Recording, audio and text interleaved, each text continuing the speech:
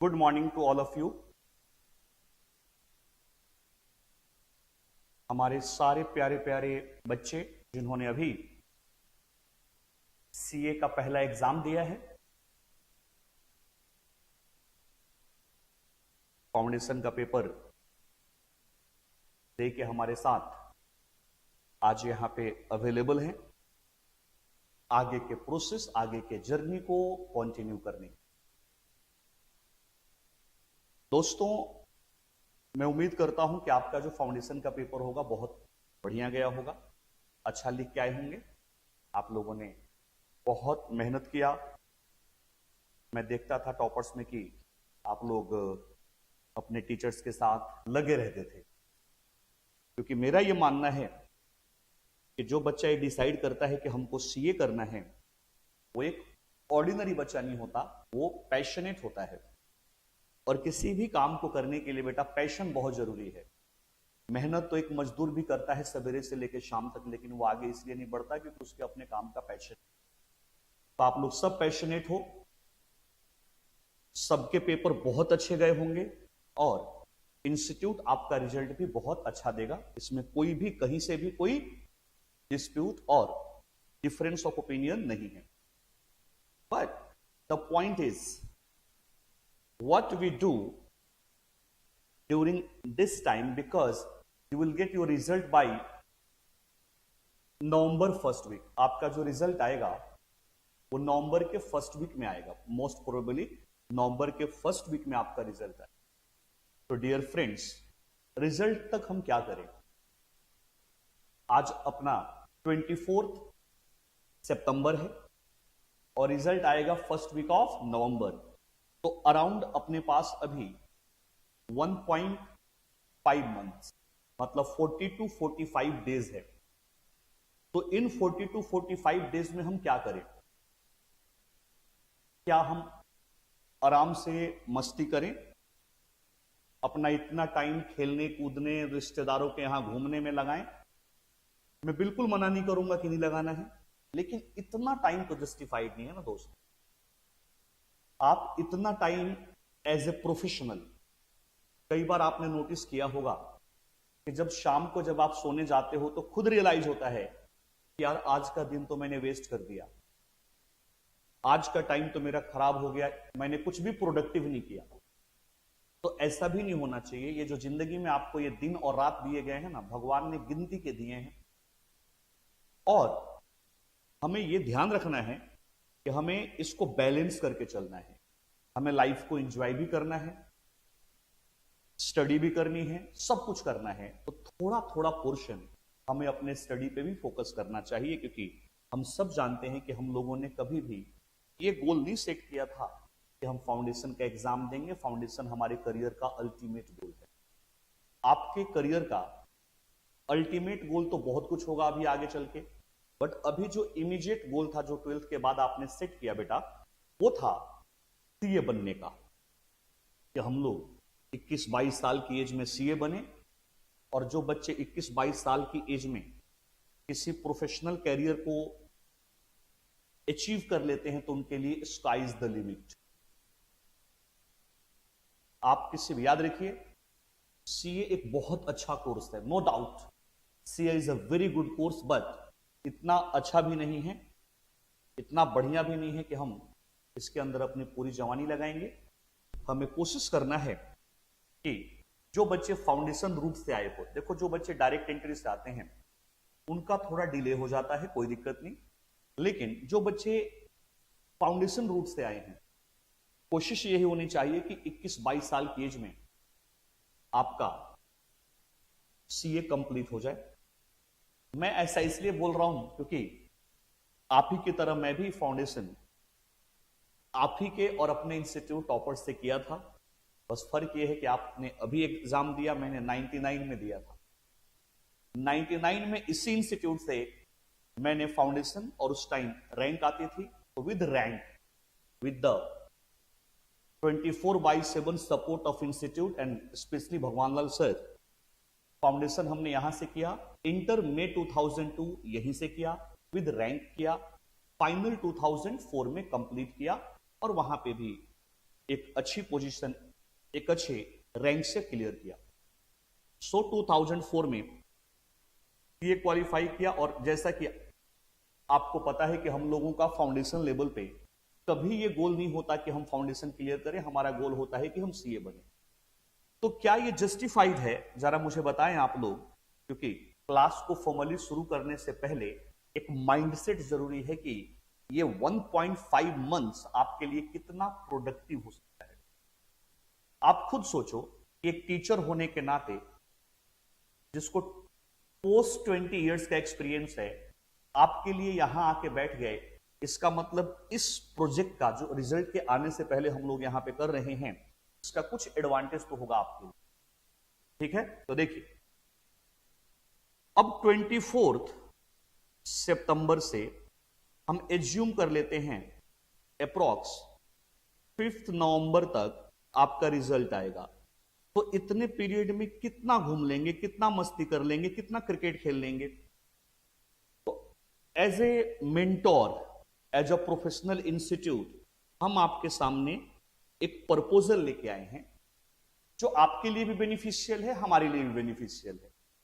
आपके लिए थोड़ा ज्यादा है कि हम कुछ कुछ पढ़ना शुरू करते हैं, क्योंकि देखो इंटर तो आपको करना ही है, और जिन बच्चों का पेपर बहुत अच्छा गया है, जिनको लगता है कि हमारा रिजल्ट पॉजिटिव आएगा, उनको अपनी स्टडी आगे की शुरू कर देनी चाहिए। मैं ये नहीं कहता कि मॉर्निंग में 8 टू इवनिंग में 6 तक आप पढ़ाई करें, अभी नहीं कर पाएंगे, वो रिदम आपका सेट नहीं हो पाएगा। बट इंटर के बारे में थोड़ी अवेयरनेस, थोड़ा टीचरों से इंटरेक्शन, थोड़ी यारी दोस्ती, थोड़ा सिलेबस से यारी दोस्ती, ये काम हम अभी कर लेंगे तो रिजल्ट के बाद हमारा जो ट्यूनिंग सेट होगा, हमारा जो सिलेबस स्टार्ट होगा, उसमें ट्यूनिंग सेट करने में टाइम वेस्ट नहीं होगा। ठीक है, तो इन दिनों को हमें प्रोडक्टिव बनाना है। अब ये कैसे प्रोडक्टिव बनेगा, तो आपको सबसे पहले कमिटमेंट करना होगा कि कुछ टाइम 5 to 6 आवर्स, एटलीस्ट 5 से 6 घंटे आप अपने इंटर की पढ़ाई को दें, क्योंकि हमारा अल्टीमेट गोल्स ऐसा थोड़ी ना था कि हम फाउंडेशन पास कर लेंगे, हमें डिग्री मिल गई, हमें नौकरी मिल जाएगी। बेटा आजकल तो सीए करने के बाद भी स्ट्रगल करना पड़ता है, आपको पता है। अब सारा डिस्कस करेंगे, आप लोग थोड़े बड़े लेवल पे आ गए हो। तो देखिए हमारी कोशिश यह है कि 24 सितंबर से लेके 5 नवंबर तक हम आपको इतना एजुकेट कर दें कि आपको इंटर के बारे में पूरी अवेयरनेस आ जाए, कंप्लीट अवेयरनेस आ जाए, और आप जब रिजल्ट के बाद हमारे पास आए तो हमारा फर्स्ट गियर शुरू ना हो, हम सेकंड गियर में, थर्ड गियर में गाड़ी स्टार्ट करें, है ना। क्योंकि सीए बनना गोल नहीं है, सीए टाइम पे बनना गोल है। ठीक, तो देखो हम लोग क्या प्लान करके आए हैं आपके लिए। हम कोशिश ये कर रहे हैं कि आपके कुछ पेपर्स, जैसे अकाउंट्स हो गया, कॉस्ट हो गया, लॉ हो गया, टैक्स हो गया, कुछ पेपर हम ओपन करते हैं और आपको उसका इंट्रोडक्शन, हो सकता है 1.5 मंथ में हम 1-2 चैप्टर भी आपको पढ़ा दें। अगर आप थोड़ा कोऑपरेट करेंगे, सीरियसनेस के साथ आएंगे, थोड़ा टीचरों को मोटिवेट करेंगे, है ना। टीचर ऑलरेडी मोटिवेटेड होता है क्योंकि हमको पैसा मिलता है भाई, हम जो काम करते हैं हमें उसके लिए पैसे मिलते हैं, और वहां से हमें मोटिवेशन आता है। तो आप क्या करोगे, आप पढ़ने के लिए हमें मोटिवेट करोगे, और आप मोटिवेट रहोगे अपने पढ़ाई के लिए। तो देखो एक काम करते हैं, जैसा कि आपकी जो पहली क्लास होगी मैडम ने कराया होगा, उन्होंने आपको थोड़ा बताया होगा कि आपके पास जो ग्रुप 1 है ना, सीए इंटर का जो ग्रुप 1 है, उसमें सिर्फ 3 पेपर्स हैं। मैं इसको रिपीट कर देता हूं क्योंकि हर टीचर जब क्लास शुरू करता है तो एक रिदम सेट करता है, एक प्रोसेस सेट करता है, और उसमें कई बार हो सकता है कि एक दूसरे टीचरों के बीच में कोई चीज ओवरलैपिंग हो जाए, जो उन्होंने बताया मैं भी वही बता रहा हूं, ऐसा हो सकता है। लेकिन रिदम सेट करने के लिए हमें वो बताना पड़ता है। जैसे देखिए हम अब सीए इंटर में आ गए हैं, सबसे पहले तो ये मानना है, अगर आप ये मान के चलेंगे कि अभी आप फाउंडेशन में ही हो, तो शायद आप उस सीरियसनेस के साथ क्लासेस अटेंड ना कर पाओ, तो पता लगे कि आपका टाइम भी वेस्ट हो रहा है और आपने कुछ सीखा नहीं। तो हम सब लोग ये एज्यूम कर लें, और देखो आजकल तो इतने पावन दिन चल रहे हैं नवरात्रों वाले, है ना, तो हम ये ज्यूम कर लें कि इस नवरात्रे में कि भाई हमारा हम सीए फाउंडेशन पास कर गए। इस क्लास में ऐसा कोई स्टूडेंट क्लास अटेंड ना करे जिसको लगता है कि उसका पेपर बहुत अच्छा नहीं हुआ। अगर कोई ऐसे स्टूडेंट्स हैं तो प्लीज आप अपने फाउंडेशन की स्टडी रीस्टार्ट कर दें। उसके लिए भी हमारे टॉपर्स के बैचेस स्टार्ट हैं। मतलब दिल को सांत्वना देने की बात नहीं है। जब आप खुद जज बनिए और देखिए कि क्या इंस्टीट्यूट का जो फाउंडेशन का पेपर हुआ था, आपने इसको इस तरीके से अटेम्प्ट किया है कि आप पास हो जाओगे। खुद के अंदर से आवाज आएगी। अगर खुद के अंदर से ये आवाज आ रही है कि हाँ मैं पास हो जाऊंगा, कहीं कोई डिफिकल्टी नहीं है, ठीक, तो आप प्लीज ये हमारा अर्ली बर्ड का जो बैच है वो स्टार्ट कर सकते हैं। लेकिन अगर किसी स्टूडेंट को खुद लग रहा है कि नहीं यार इस बार थोड़ी गड़बड़ हो गई, पेपर जैसा जाना चाहिए था वैसा नहीं गया, दिक्कत आ गई है, तो आप भी रिलैक्स ना करें। आपको तो और ज्यादा रिलैक्स करने की जरूरत नहीं है। आप उसके लिए हमारा रीस्टार्ट बैच जो एक बहुत ही इकोनॉमिकल प्राइस पे अवेलेबल है, please contact to your teachers and start as much as earlier. जल्दी से जल्दी आप उसको स्टार्ट कर लें।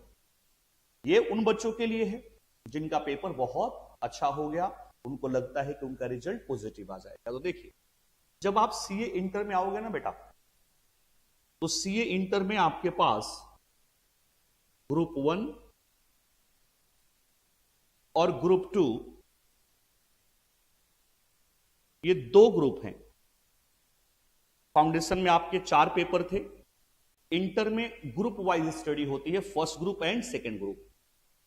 आप जब ग्रुप फर्स्ट देखोगे तो उसमें आपका जो पहला पेपर है वो अकाउंट्स का है। क्योंकि आप चार्टर्ड अकाउंटेंट बनने जा रहे हो तो ऑब्वियस है आपका अकाउंट्स बहुत स्ट्रांग होना चाहिए। तो इंस्टीट्यूट ने सिलेबस ड्राफ्ट करते टाइम खास फोकस किया है अकाउंट्स।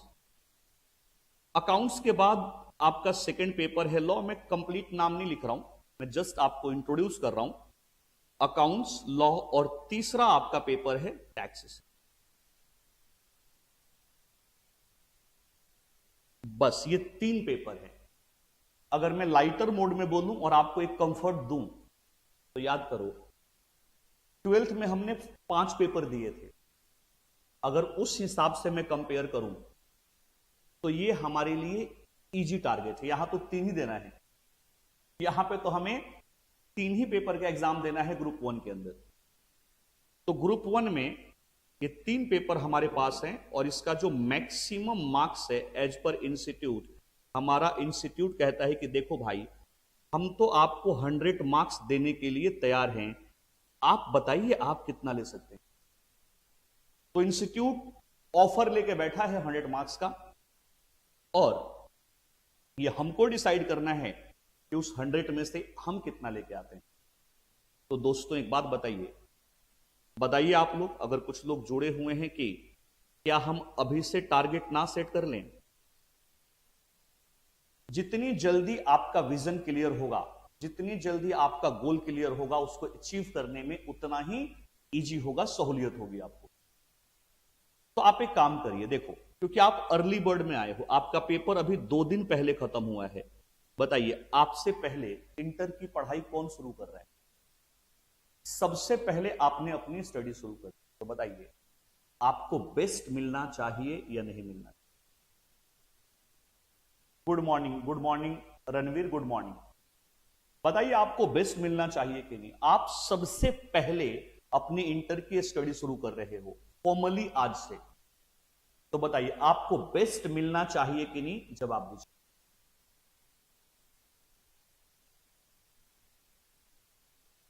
आपको बेस्ट मिलना चाहिए, बिल्कुल सही बात है, आपको बेस्ट मिलना चाहिए।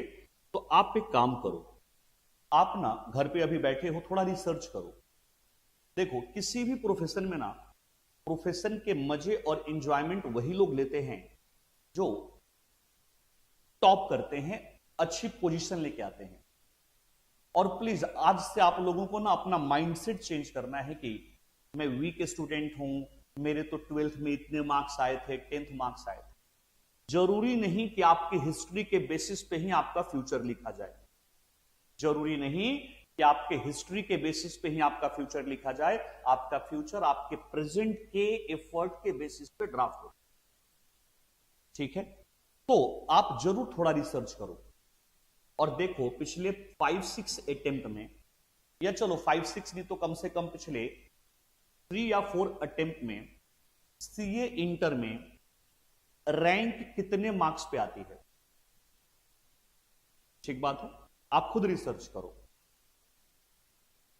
और देखो कि रैंक कितने पे आती है। देखो बेटा, आपने सुना होगा सीए इंटर में रैंक होती है, फाउंडेशन में आई थिंक रैंक नहीं होती। फाउंडेशन में रैंक नहीं होती, इंटर में रैंक होती है। रैंक बेसिकली क्या है, इंस्टीट्यूट के द्वारा दिया गया एक इंश्योरेंस पॉलिसी है। सुना है आप लोगों ने इंश्योरेंस पॉलिसी के बारे में? तो रैंक सीए इंस्टीट्यूट का एक गिफ्ट है, एक इंश्योरेंस पॉलिसी की तरह है, जो लाइफ टाइम आपको अनसर्टेनिटी में भी बचा के रखेगा। मेरी बातों को सुनिएगा ध्यान से। आज मैं जो बताऊंगा आपको, सिलेबस की बातें कम बताऊंगा और ये माइंडसेट वाली बातें ज्यादा बताऊंगा, और ये एक एक लाइन आपका फ्यूचर चेंज कर सकता है अगर ये आपके माइंड में चलता है। अगर आपने इसको एडॉप्ट कर लिया, मेरी क्लास का थीम यही होता है कि मैं आपके अंदर ट्रांसफॉर्मेशन लेके आऊं। अगर आप मेरे साथ 6 महीने जुड़े हो और आपके अंदर में ट्रांसफॉर्मेशन लेके ना आऊं तो मेरा 20 साल का सीए का करियर बेकार है बेटा। तो एक एक बात बिल्कुल गोल्डन रूल है, आप ध्यान से सुनिएगा कि कितने नंबर पे रैंक आती है। क्योंकि देखो, आपने इतनी जल्दी स्टार्ट किया है तो आपका रैंक पे सबसे पहला हक बनता है। और बेटा जी, जब टारगेट सेट करना ना, तो 50th रैंक मत देखना, आप फर्स्ट रैंक देखो। क्या हम लोगों में से कोई हैंडीकैप है? नहीं है ना। भगवान ने हमें कंप्लीट बनाया है। भगवान ने हमें एक अच्छे गुण से नवाजा है। तो हम देखें कि first rank, second rank, 5th rank, 10th rank तक देखो, 10th रैंक तक, कि 10th रैंक तक आने के लिए हमें कितने मार्क्स चाहिए, और बेटा उसको अपना टारगेट सेट करो। अगर आप चाहते हो ना कि जिंदगी के ड्राइविंग सीट पे आप बैठो, जिंदगी के ड्राइविंग सीट पे आप बैठो और अपनी जिंदगी को उस डायरेक्शन में लेके जाओ जैसा आप चाहते हो, तो बेटा आज मेहनत कर लो। मैं बहुत बड़ी बात बता रहा हूं अपने एक्सपीरियंस के हिसाब से। हम लोगों के टाइम पे ऐसा कोई बताने वाला नहीं था। अगर चाहते हो कि आपकी जिंदगी के ड्राइवर खुद बनो और उसके हिसाब से आप अपनी जिंदगी को ड्राइव करो, तो आज मेहनत कर दो। 15 साल 20 साल बाद उस मेहनत का कोई मतलब नहीं। सफलता, पैसे, शोहरत, नाम, सब कुछ एक टाइम पे मिले ना, तभी उसका फायदा है। हम 50 साल 60 साल की उम्र में अमीर बन के क्या करेंगे? हमें पैसे कमाना है 25 साल की एज में, 30 साल की एज में। उसके लिए हमें यहां पे इंपैक्ट देना जरूरी है। तो प्लीज आप कोशिश करें कि आप कहीं से रिसर्च करें, अगर नहीं तो मुझे मैसेज करें। मैं अपना नंबर भी आपको शेयर कर देता हूं, 9871425968। मैं आपको शेयर करूंगा, लेकिन मैं चाहता हूं थोड़ा रिसर्च आप करो, थोड़ा रिसर्च आप करें। अगर नहीं हो पा रहा, आप मेरे इस नंबर पे व्हाट्सएप करें, मैं आपको बताऊंगा 1 to 5th रैंक और 10th रैंक के लिए आपको कितने नंबर चाहिए। और बेटा अपने आप को अगले कितने महीने के लिए, आपका इंटर का एग्जाम कब होगा? आपका इंटर का एग्जाम होगा सितंबर में, नेक्स्ट ईयर सितंबर में। तो ऑलमोस्ट ये 10 से 12 महीने जो भी आपके पास हैं, काउंट कर लीजिएगा। इतने महीने आप अपने करियर को डिवोट कर दो, और काम के लिए पूरी जिंदगी मिलेगी आपको, लेकिन सीए इंटर के लिए यह समय आपको दोबारा नहीं मिलेगा। और यकीन मानिए, अगर आपने यहां पे ये इन्वेस्टमेंट कर दिया ना, तो आप उस ड्राइविंग सीट पे बैठने के बड़े करीब पहुंच जाओगे। क्योंकि यहीं से आपका कॉरपोरेट का लाइन शुरू होता है, यहीं से आप अपने आप को कंपनियों में लेके जाते हो। सुना है ना आर्टिकलशिप? अभी बताता हूं आपको थोड़ी देर में। तो देखिए, ये 3 पेपर हैं। इन 3 पेपर में जो टॉपर्स इंस्टीट्यूट ने मेरे को रिस्पॉन्सिबिलिटी दी है बेटा, टैक्स की दी है। Because I am a teacher bye passion, but by profession मैं फुल टाइम प्रैक्टिशनर हूं। मैं प्रैक्टिस करता हूं, फुल टाइम हमारी प्रैक्टिस है, 20 साल से मेरी फर्म चल रही है, लेकिन उसके साथ मैं टीचिंग में इन्वॉल्व हूं क्योंकि मुझे बच्चों को पढ़ाना अच्छा लगता है। एक डिसिप्लिन मैनर में, एक प्रोफेशनलिज्म के साथ मुझे आपको पढ़ाना अच्छा लगता है, क्योंकि हम काबिल तभी हैं जब हमारी काबिलियत से कुछ और लोग काबिल बन जाएं। तो मेरा यही मानना है, और इसीलिए मैं 2008 से टॉपर्स के साथ प्रोफेशनली एसोसिएटेड हूं इन टीचिंग फील्ड। क्लासेस तो हम लोगों ने टॉपर्स की पहले से ली है, कोई दिक्कत नहीं है उसमें, लेकिन प्रोफेशनली 2008 से, और बड़े मजे के साथ तब से लेके अभी तक हजारों के हजारों बच्चे हम लोगों ने पढ़ाए, बहुत बच्चे अच्छे नंबरों से पास हुए, और पूरी दुनिया में कहीं ना कहीं आज की डेट में वो अपने प्रोफेशन का, अपने घर वालों का, अपने इंस्टीट्यूट का, अपने टीचर का नाम रोशन कर रहे हैं। और मुझे उम्मीद है कि इस जर्नी को, इस प्रोसेस को आप लोग भी आगे बढ़ाओगे। ठीक बात है दोस्तों। तो देखिए, फर्स्ट ग्रुप में जो मेरा रोल है वो टैक्स का है, because tax is a practical paper, और मैंने 20 साल से अपने प्रोफेशनल, 20 साल तो क्या बोलूं, 3 साल की आर्टिकलशिप, 23-24 साल से टैक्स में ही काम किया है। मेरा शुरू से आर्टिकलशिप से लेके अभी तक का जो डोमेन रहा है वो टैक्स का रहा है। तो बड़ा मजा आने वाला है आगे चल के, बहुत प्रैक्टिकल बातें करेंगे आप लोगों के साथ। मतलब ये पेपर आप लोगों को सुना होगा दोस्तों से कि बहुत कॉम्प्लिकेटेड पेपर है, लेकिन मैं आपको एश्योर करता हूं कि आप किसी भी क्षण, किसी भी पल इस पेपर में मेरे साथ बोर फील नहीं करो। ठीक बात है। तो फर्स्ट ग्रुप में जो मेरा रोल है वो है टैक्सेशन का, मैं आपको टैक्स पढ़ाऊंगा फर्स्ट ग्रुप में। नंबर कितने लाने हैं ये मैं कोट नहीं करूंगा, आप कोट करो, आप कोट करो, लेकिन याद रखिए आप सबसे पहले शुरू कर रहे हो। बताइए, आज 24 तारीख है, अगर आपका कोई फ्रेंड आज के बाद ज्वाइन करता है तो बताइए उसके नंबर आपसे ज्यादा होने चाहिए या कम? जो भी अभी 2-4 बच्चे जुड़ रहे हो, 5 बच्चे, प्लीज आप रिस्पॉन्ड करें, कनेक्शन डेवलप करें, बड़ा मजा आने वाला है। इंटर में आपको क्लास की एक अलग तस्वीर दिखाई देगी, एक अलग इन्वायरमेंट दिखेगा। ठीक, तो देखिए आप बताएं कि sir where did you do your articleship. मैं सब बताऊंगा, मैं आपको सारी चीजें बताऊंगा सीक्वेंस के साथ। ठीक है, अभी ऑडिट पे आते हैं, जब मैं बता दूंगा तो सारी चीजें बताता चलूंगा आपको। बस आप मुझे एक बात बताइए, मेरे एक क्वेश्चन का जवाब आप लोग पहले दीजिए कि अगर आपने आज से इंटर की पढ़ाई शुरू कर, चाहे एक लाइन ही सीखा आपने, और कोई स्टूडेंट आपका फ्रेंड कल से शुरू करता है, तो आपके नंबर ज्यादा होने चाहिए या उसके होने चाहिए? We will score best, yes, that's why I am asking you. So make your marksheet right away and challenge to yourself, anybody who joined after you not able to get better marks than you। ये आपकी लड़ाई है, आपका challenge है, हमें किसी और से कंपेयर नहीं करना। ये हमारा अपना कमिटमेंट होना चाहिए कि यार अगर मैंने इंटर की पढ़ाई सबसे पहले स्टार्ट की है तो मेरे से बेहतर किसी के नंबर नहीं हो सकते, और वो आप यहां सेट करोगे, लेकिन बेंचमार्क किसको बनाओगे? लास्ट 3-4 अटेम्प्ट के मार्क्स को देख के, और टॉप 10 रैंक का मार्क्स उठाना है। ठीक है दोस्तों, तो फर्स्ट ग्रुप में टैक्स का पेपर मेरे पास है। अब आ जाइए सेकेंड ग्रुप। सेकेंड ग्रुप में आपको पढ़ना है कॉस्टिंग, आपको पढ़ना है ऑडिट, और आपको पढ़ना है एफएम प्लस एसएम। बेटा जो सेकेंड ग्रुप में मेरी रिस्पॉन्सिबिलिटी है वो ऑडिट की है।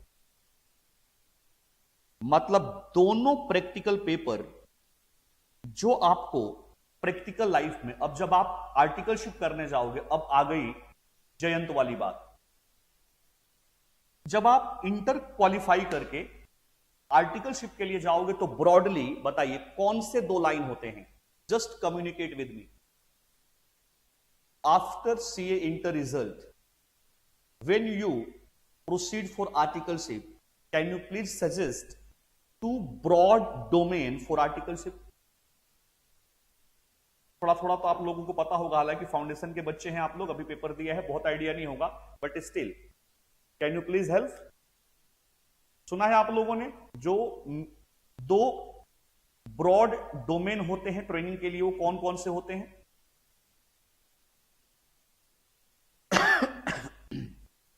जो 2 डोमेन होते हैं बताइए।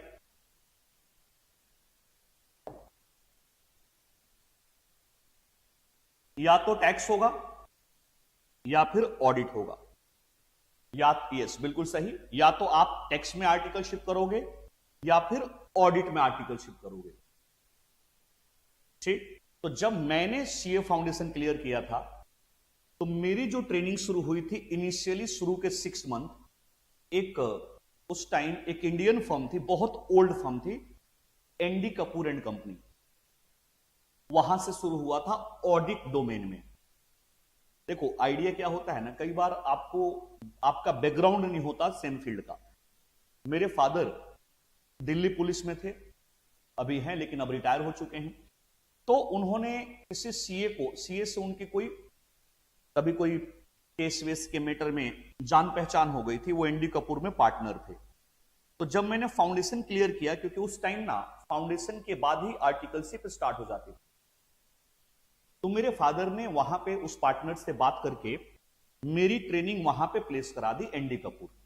एक मीडियोकर फर्म थी, इंडियन फर्म थी, लेकिन अच्छी फर्म थी, बहुत पुरानी फर्म।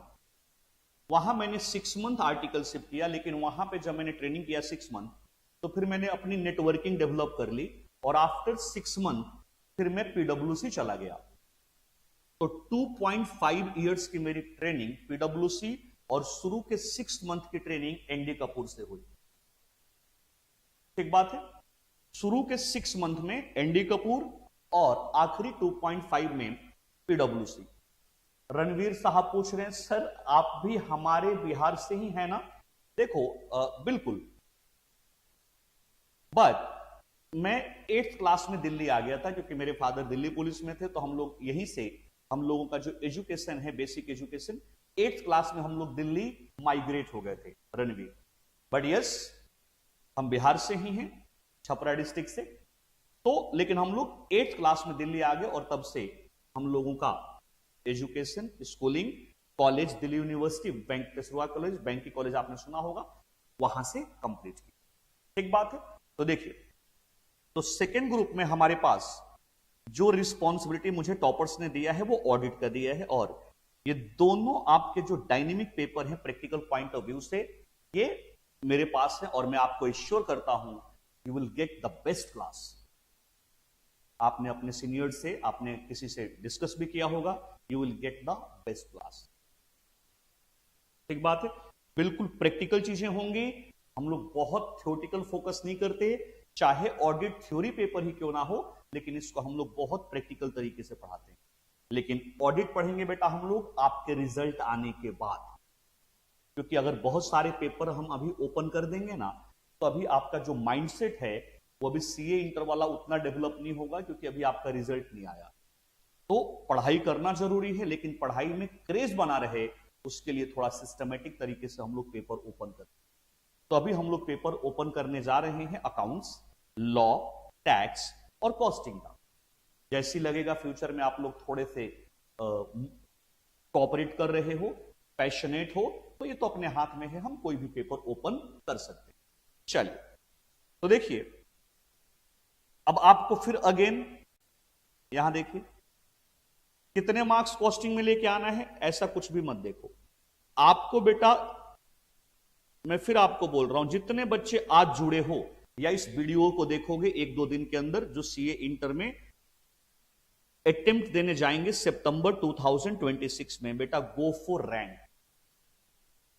बस ये काम कर लो, आपके पूरे लाइफ का इंश्योरेंस हो गया, आप किसी के आगे हाथ नहीं फैलाओ। ये एक बड़े भाई के नाते, एक प्रोफेशनल ब्रदर के नाते मैं आपको बता रहा हूं, ये जो आवाज में कड़क है ना, ये जो आवाज में दम है और ये कॉन्फिडेंस है, वो यहां से आएगा। कोई आपको पूरी लाइफ प्रोफेशन में ब्लैकमेल नहीं कर पाएगा, क्योंकि एक जॉब आप कर रहे होंगे और 4 आपके जेब में होगा। तो प्लीज, यस बिल्कुल रणवीर, कोई, और मैं आपको एक बात और बता दूं, जब आप क्लास में बैठे और कोई स्टडी करें, तो तो भूल जाइए कि आपका बैकग्राउंड क्या है। आप नेपाल से हो, डजंट मैटर। आप बिहार से हो, डजंट मैटर। आप दिल्ली से हो, कोई फर्क नहीं। 3 घंटे का एक एग्जाम होता है बेटा इंटर का, उसमें जो बेस्ट परफॉर्म करेगा वही रिजल्ट लेके आएगा, वही नंबर लेके आएगा, वही रैंक लेके आएगा। आपके आंसर शीट पे नहीं लिखा होता कि आप नेपाल से हो, आप बिहार से हो, आप यूपी से हो, आप हरियाणा से, उसके अंदर जो आप लिख के आओगे उसी के बेसिस पे आपके मार्क्स से लॉस। तो प्लीज अब इंटर में आपको जब बैठ के पढ़ाई करनी है ना, क्योंकि थोड़ा टफ नहीं है इंटर, थोड़ा लेंदी है। टफ नहीं, थोड़ा लेंदी है। तो बिल्कुल माइंडसेट यही होना चाहिए कि यार भूल जाइए हम कहां से आए हैं, हमारा बैकग्राउंड क्या है। हमारा फ्यूचर हमारे आज के मेहनत के बेसिस पे लिखा जाएगा, ना कि हमारे पास्ट। ठीक है, तो देखिए जस्ट ये इससे दोस्ती कर लो, इसके लिए पढ़ना है हमें, नहीं तो बाकी तो कॉम्प्रोमाइज है। किसी भी प्रोफेशन में आप कहीं भी उठा लो, चाहे मेडिकल उठा लो, इंजीनियरिंग उठा लो, कोई भी उठा लो, एमबीए उठा लो आईआईएम से, जो टॉप 10% प्रोफेशनल होते हैं ना, जो टॉप 10% लोग हैं उस प्रोफेशन को वही लोग इंजॉय करते हैं। जैसे आप अपने 12th की क्लास में देखो या 10th की क्लास में देखो, वही 5, 7, 10 बच्चे होते हैं जो टीचरों से उनका लगाव डेवलप हो जाता है, जो अच्छे कर रहे होते हैं। वैसे ही यहां पे, और क्योंकि आपने सबसे पहले इंटर में कदम रख दिया है अभी से ही, रिजल्ट आने से पहले, यू आर स्पेशल। आप बेस्ट हो, आप स्पेशल हो, इस थीम पे आपको चलना। तो गो फॉर रैंक, और याद रखिएगा रैंक सिंगल ग्रुप में नहीं आती है, ये पता होगा आपको। रैंक सिंगल ग्रुप का एग्जाम देने में नहीं आती है, आपको बोथ ग्रुप के एग्जाम देने होते हैं। तो अगर आपको कोई सजेस्ट करे कि आपको सिंगल ग्रुप देना है, तो प्लीज आप कोशिश करना, उनको कन्विंस करने की कोशिश करना कि आप बोथ ग्रुप एक साथ दोगे। मैं आपको ग्रेजुअली बताऊंगा कि बोथ ग्रुप एक साथ देना ज्यादा इजी होता है as compare to single group, क्योंकि आपने सुना होगा एवरेजिंग होती है आपके मार्कशीट के अंदर, minimum 40 marks in every paper, और इन एवरेज हमें 50 मार्क्स चाहिए होते हैं। तो वहां एवरेजिंग करने में आपको काफी हेल्प मिलता है। सो प्लीज दिमाग में बिठा लीजिए, कोशिश करिए कि आप दोनों ग्रुप एक साथ देंगे। 6 पेपर ही तो देना है दोस्त। 12th में 5 देने की आदत है हमें, 10th में 5 देने की आदत है, इवन फाउंडेशन में भी 4 दिया था आपने, तो यहां 3 क्यों देंगे? On the basis of age और एक्सपीरियंस आप तो बड़े ही हो रहे हैं, तो जैसे जैसे बड़े होंगे हमारा टारगेट बड़ा होना चाहिए, छोटा थोड़ी होना चाहिए। तो कोशिश करेंगे दोनों ग्रुप देंगे। हमारी रिकमेंडेशन यही होगी कि जो बच्चे अभी से सितंबर 26 की प्रिपरेशन कर रहे हैं उनको बोथ ग्रुप ही देना चाहिए, और रैंक के लिए फाइट करना चाहिए, रैंक के लिए पढ़ाई करनी चाहिए, क्योंकि यही वो रैंक है जो इंटर के बाद आपको एक बेहतर फर्म में ट्रेनिंग दिलवाएगा। ठीक बात है। चलिए, किसी बच्चे की रैंक नहीं भी आई लेकिन बोथ ग्रुप क्लियर है, उसको भी बड़ी बड़ी कंपनियां, बड़ी बड़ी फर्म्स जो है रिकॉग्नाइज करती हैं। चलो मान लो किसी के घर वालों ने कन्विंस किया कि आपको सिंगल ग्रुप ही देना है, तो बिल्कुल कोई दिक्कत वाली बात नहीं है। जब सिंगल ग्रुप दें तो आप 90, 80 कुछ ऐसे मार्क्स लेके आए कि जब आपका रिज्यूमे, आपकी मार्कशीट किसी फर्म में जाए तो इंप्रेशन क्रिएट करे। ठीक है, बट हमारी रिकमेंडेशन, कंपल्सन किसी चीज की नहीं होती बेटा, टीचर सिर्फ रिकमेंड कर देता है। मानना ना मानना आपका काम है, क्योंकि आपके ऊपर आपका डिसिप्लिन चलता है। तो अगर आप दोनों ग्रुप के लिए जाते हो तभी आपकी रैंक आएगी, सिंगल ग्रुप में रैंक नहीं आएगी। रैंक के लिए कितने मार्क्स चाहिए आप रिसर्च करिए। मैं चाहता हूं आप थोड़ा खुद रिसर्च करें। आज आपके पास मोबाइल है, आप उसमें बहुत सारी चीजें रिसर्च करते हो, एक बार ये भी रिसर्च करना, और जब रैंक की बात करें तो कोशिश करें टॉप 10। ठीक है दोस्त, तो चलिए अब देखो, फर्स्ट ग्रुप में मुझे एक पेपर की रिस्पॉन्सिबिलिटी दी गई है। फर्स्ट ग्रुप में अगर हम ग्रुप फर्स्ट की बात करें तो ग्रुप फर्स्ट में आपका पेपर नंबर 3 है टैक्सेस।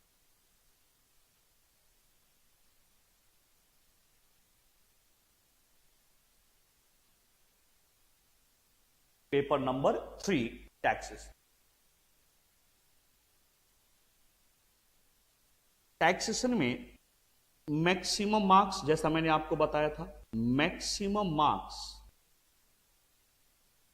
100, और हमारे इंस्टीट्यूट ने इस टेक्स्ट के सिलेबस को, कंटेंट को 2 पार्ट्स में डिवाइड कर दिया, क्योंकि हमारा इंस्टीट्यूट चाहता है कि जैसे ही आप इंटर पास करें और आर्टिकलशिप ट्रेनिंग करने जाएं, तो आपको इतनी नॉलेज होनी चाहिए कि आप क्लाइंट के पास जाके उस नॉलेज को अप्लाई कर पाएं। तो एक आपको बोला गया पढ़ने के लिए इनकम टैक्स, इनकम टैक्स ये आपके सिलेबस में 50 मार्क्स का है। इनकम टैक्स 50 मार्क्स का है आपके सिलेबस में। और सेकेंड पार्ट आपको goods and services tax, GST पढ़ना है। आजकल इसमें काफी डेवलपमेंट्स आ रहे हैं। तो गुड्स एंड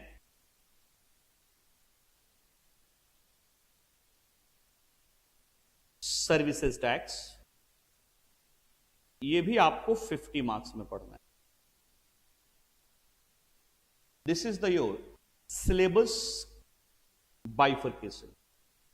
100 मार्क्स के टैक्स में आपका इंस्टीट्यूट, हमारा इंस्टीट्यूट चाहता है कि जब ये बच्चे आए तो वो उनको इनकम टैक्स की भी कौन सी नॉलेज हो, वर्किंग नॉलेज, वर्किंग नॉलेज। बेटा जब आपकी क्लास खत्म हो जाएगी ना, तो एक बार फाउंडेशन का आईसीआई का मटेरियल उठा के देखिएगा, सिलेबस वाले पेज पे, सिलेबस वाले पेज पे देखिएगा लेवल ऑफ नॉलेज क्या लिखा होगा, या किसी ने देखा है तो बताएं। सिलेबस वाले पेज पे जाइएगा और देखिएगा क्या लिखा हुआ है। उस पे लिखा होगा level of knowledge, basic knowledge. Foundation का आप सीए इंस्टीट्यूट का मटेरियल उठाइएगा, सिलेबस वाले पेज पे जाइए और उस पे देखिएगा लेवल ऑफ नॉलेज, वहां पे मेंशन किया होगा बेसिक नॉलेज। सो जब आप फाउंडेशन का एग्जाम दे रहे थे, बेसिकली क्या है, फाउंडेशन का एग्जाम एक एंट्रेंस एग्जाम है, एक एंट्रेंस एग्जाम है जिससे इंस्टीट्यूट ये चेक करता है कि जो कैंडिडेट सीए करने आ रहा है वो एक सीए के लिए परफेक्ट रॉ मटेरियल है या नहीं।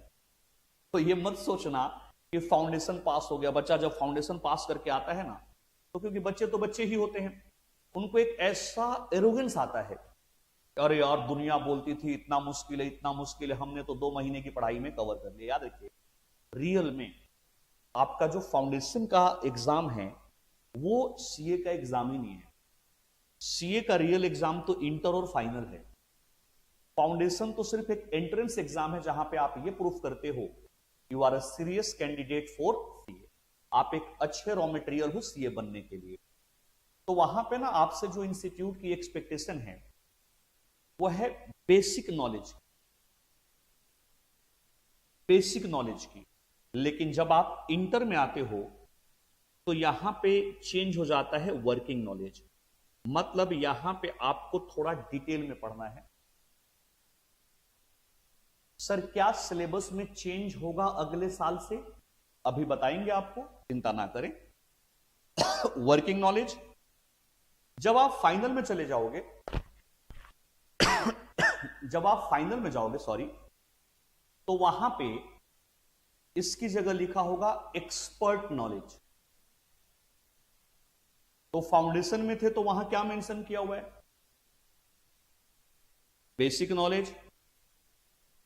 इंटर में वर्किंग नॉलेज और फाइनल में एक्सपर्ट नॉलेज। लेकिन हमारे पास 24 आवर्स हैं, चाहे इंटर हो, फाइनल हो, चाहे फाउंडेशन। तो हमें आगे चल के थोड़ा अपने टाइम को और बेहतर तरीके से मैनेज करना है, क्योंकि लेवल चेंज हो रहा है तो टाइम नहीं बढ़ रहा है। तो यहां पे वर्किंग नॉलेज है, मतलब थोड़ा यहां पे एप्लीकेशन बेस्ड स्टडी ज्यादा होगी। चलो रणवीर का ये क्वेश्चन ले लेते हैं। सर क्या सिलेबस, देखो सिलेबस में कोई चेंज नहीं है। अभी तो सिलेबस चेंज हुआ है, सिलेबस अभी चेंज हुआ है, लास्ट ईयर ही तो 2024 में आई थिंक चेंज हुआ है। टैक्स में चेंज की बात है, लेकिन जो टैक्स में चेंज नहीं है, नया इनकम टैक्स एक्ट ही आ रहा है आपके लिए। बट वो जब नेक्स्ट ईयर से आएगा ना, तो सीए इंस्टीट्यूट में उसकी जो एप्लीकेबिलिटी होगी वो होगी मई 2027 से। अच्छे से सुन लीजिएगा, मई 27 से 26 में, चाहे आप जनवरी 26 में एग्जाम दे रहे हो, सितंबर 26 में दे रहे हो, या जनवरी 27 में दे रहे हो, आपके लिए जो एग्जिस्टिंग इनकम टैक्स लॉ है वही चलेगा। जो चेंजेस आपके एग्जाम में होंगे, जो नया इनकम टैक्स आपके लिए इंप्लीमेंट होगा एग्जाम प्रोस्पेक्टिव से, वो होगा मई 27 से। सो यू आर सेफ, आपको ओल्ड वाला ही पढ़ना है। हाँ, लेकिन बच्चे कहेंगे सर लेकिन उसके बाद तो नया वाला पढ़ना पड़ेगा। यस, ये ट्रेजेडी आपके साथ होगी कि आप 26 में ओल्ड के हिसाब से इंटर का एग्जाम दोगे, और उसके बाद जब आप फाइनल का एग्जाम दोगे तो वहां पे आपको नए लॉ के हिसाब से एग्जाम देना होगा, लेकिन सिर्फ इनकम टैक्स का। सिलेबस में कोई एज सच चेंज नहीं होगा, सिर्फ इनकम टैक्स में चेंज होगा। एक बात है, तो देखिए यहां पे 50 मार्क्स में आप पढ़ोगे इनकम टैक्स और 50 मार्क्स में पढ़ोगे जीएसटी। अब देखो यहां पे ना रिसोर्सेस कहां से आएंगे, हमको क्या पढ़ना है। तो देखो, जैसे ही आप आईसीआई में रजिस्टर्ड हो जाओगे तो सीए इंस्टीट्यूट अपने कुछ बुक्स देता है। जैसा फाउंडेशन में आपको बुक्स मिला है ना, वैसा ही इंस्टीट्यूट आपको कुछ बुक्स देगा, मॉड्यूल है ना, मॉड्यूल देगा। और हम आपको देंगे हमारे टॉपर्स के अपने कुछ बुक्स हैं, हम ये प्रोवाइड करेंगे, और ये बुक्स इन लाइन होंगे मॉड्यूल। मतलब हमने आपके लिए मॉड्यूल, बेसिकली देखो कोचिंग का फायदा क्या है कि हम आपके काम को, आपके जर्नी को आसान बना दें। तो हमने इंस्टीट्यूट के मॉड्यूल को पूरा रीड किया, और रीड करने के बाद उसमें से जो काम की चीजें थी, हालांकि हर चीज काम की होती है ऐसे नहीं कहना चाहिए, बट जो एग्जाम प्रोस्पेक्टिव चीजें थी उठाया और हमने अपनी बुक्स में कवर कर दिया और आपका काम आसान कर दिया। तो जो इंस्टीट्यूट आपको मॉड्यूल देगा, कभी कभी हम लोग उसको रेफर करेंगे, क्योंकि हमने अपनी बुक उसी को बेस बना के डेवलप किया है। तो हमारी जो क्लासेस होंगी, हम आपको इनकम टैक्स के 2 वॉल्यूम देंगे। इनकम टैक्स के कितने वॉल्यूम्स आपको दिए जाएंगे? 2। टेंशन मत लो, आप कहोगे सर 50 नंबर के 2 वॉल्यूम। यस बेटा, फर्स्ट ग्रुप में टैक्स आपका सबसे लेंदी पेपर है। आपको पता है आपका जो इंस्टीट्यूट का स्टडी मटेरियल है वो भी 2300-2400 पेज का है टैक्स का, सबसे लेंदी है। मैं लेंदी यूज कर रहा हूं, टफ यूज नहीं कर रहा हूं। बहुत इंटरेस्टिंग है टैक्स हमारा, लेकिन लेंदी है। तो हम आपको एज इंस्टीट्यूट 2 वॉल्यूम देंगे, वॉल्यूम फर्स्ट और volume second. Volume first, volume second, ये 2 वॉल्यूम देंगे। ठीक बात है दोस्तों। इसके अंदर लीगल प्रोविजन होगा। समझते हो लीगल प्रोविजंस क्या होते हैं? बताएगा कोई? बताओ लीगल प्रोविजंस किसको कहते हैं? बताइए। जो प्रोविजन लॉ में लिखा हो, पेयर एक्ट, पेयर लॉ, तो legal provision plus practice question. Practice questions आपको दिए गए होंगे यहां पे, जो प्रोविजन को इजीली अंडरस्टैंड करने में आपकी हेल्प करेंगे। किताब को कस्टमाइज किया गया है, ऐसे ही नहीं उठा के बना दिया गया है। अभी दिखाऊंगा आपको बुक। तो सबसे पहले लीगल प्रोविजन को हम समझेंगे, उसको अप्लाई करेंगे प्रैक्टिकल क्वेश्चन पे, और जब हम थोड़े से कंफर्ट में आ जाएंगे कि यस ये प्रोविजन हमको समझ में आ गया है, तो फिर हम past years questions plus empty RTP के क्वेश्चंस करेंगे। लेकिन इसमें कुछ पार्ट आपको भी करना होगा, क्योंकि सिलेबस इंटर का इतना लेंदी होता है कि टीचर के लिए पॉसिबल नहीं होता कि वो हर चीज आपको कवर करा दे क्लास में। तो 100% लीगल प्रोविजन तो कवर करना ही होता है, ये तो कंपलसरी है, क्योंकि जब तक आप लॉ 100% नहीं पढ़ोगे एप्लीकेशन कैसे होगा। यहां पे कुछ काम हम करेंगे, 40% काम मेरा, 60% आपका। कुछ क्वेश्चन मैं कराऊंगा और कुछ क्वेश्चंस आप करोगे। ये एक्सपेक्ट नहीं करोगे कि 100% टीचर कराएगा, क्योंकि जितनी प्रैक्टिस आपकी इंडिविजुअली होगी उतना ही आपको फायदा मिलेगा। उसके बाद आपको पता है ना कि 30 मार्क्स का एमसीक्यू भी होता है सिलेबस में।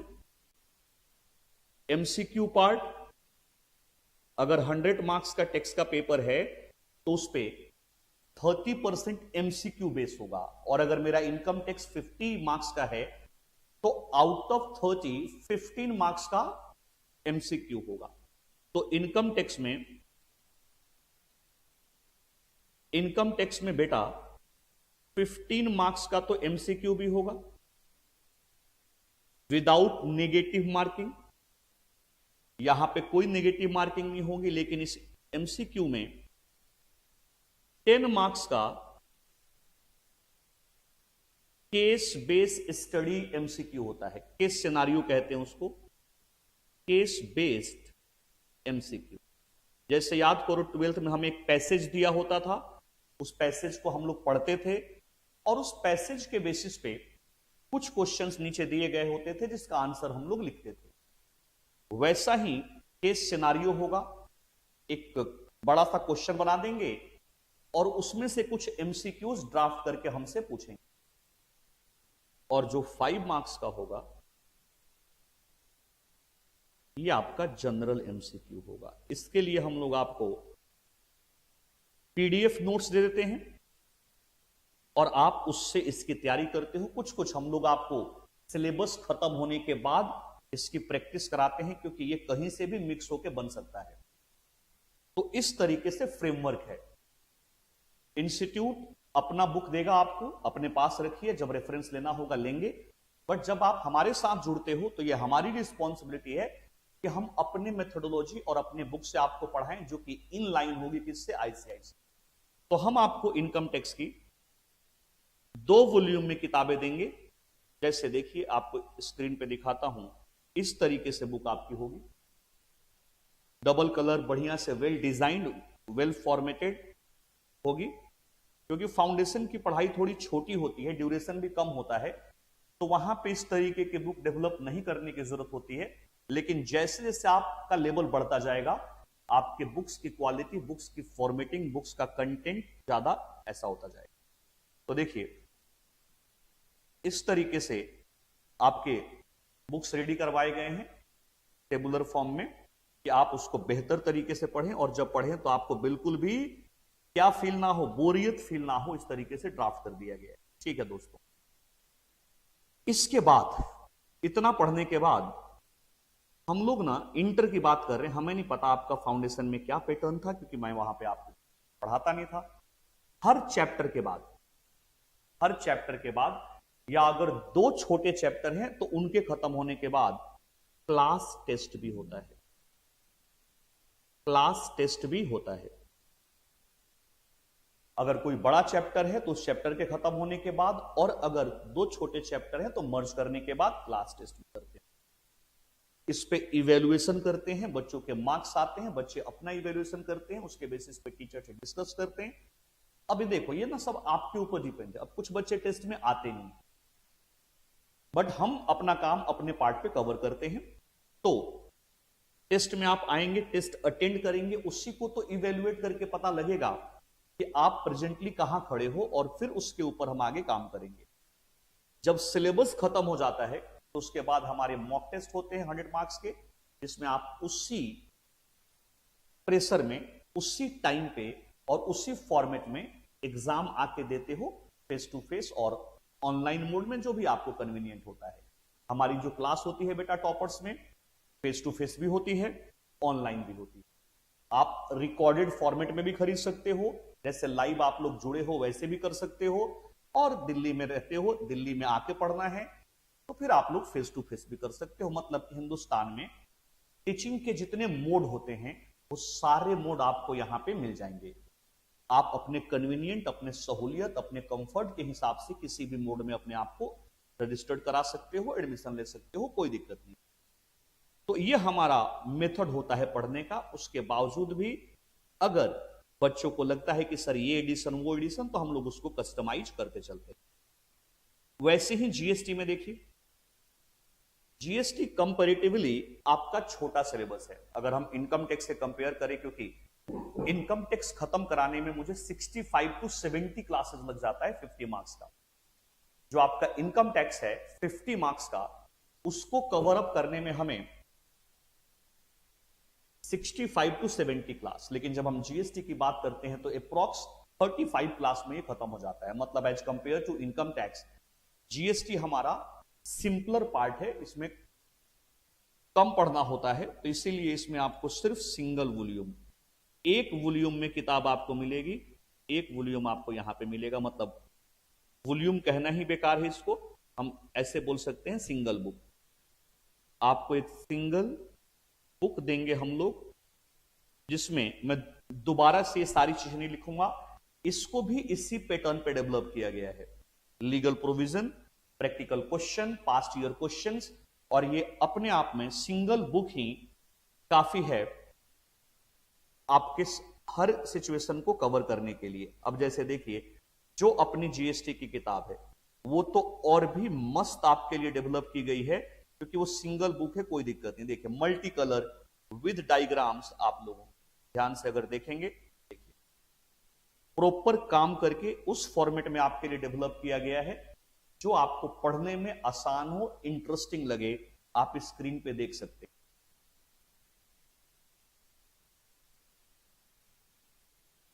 देखिए ये आपकी जीएसटी की बुक है, इस तरीके से बना मेहनत किया गया है कि आप जब इसको पढ़ें तो जहां जहां इंपॉर्टेंट लाइन है उसको डिफरेंट मल्टी कलर यूज किया गया है, डायग्राम्स यूज किए गए हैं, कि आपको पढ़ते टाइम ये फीलिंग ना आ जाए जो आप एक नॉर्मल बुक को पढ़ने के लिए करते हैं।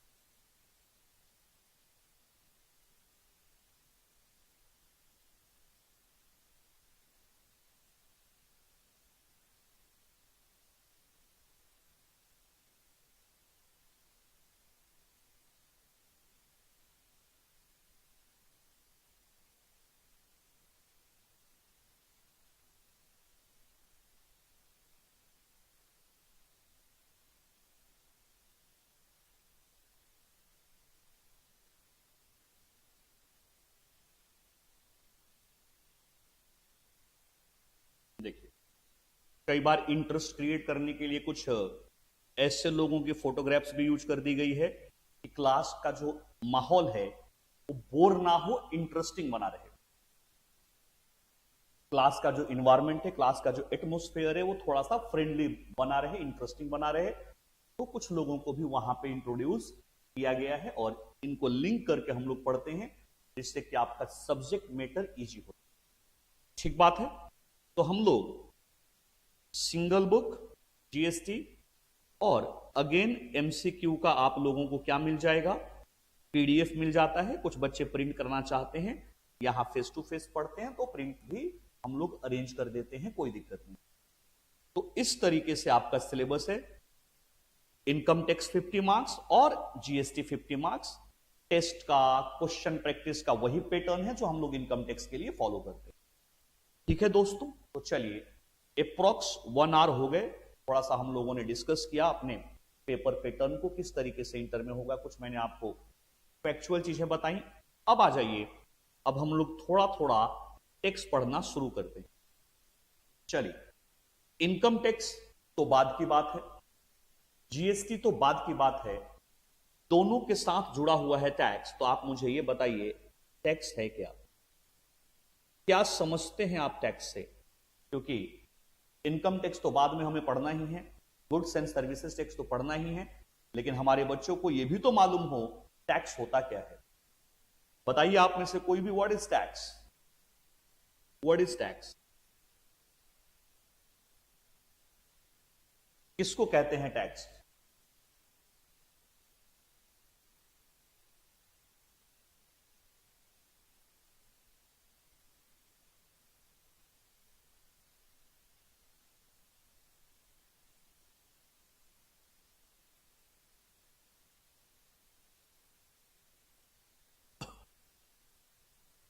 अगर मैं आपसे पूछता हूं, चलिए मैं बताता हूं, अगर मैं आपसे पूछता हूं व्हाट इज कॉन्ट्रैक्ट, तो आप कहते हो sir as per section 2 clause H of Indian contract act 1872, contract is an agreement enforceable under the law.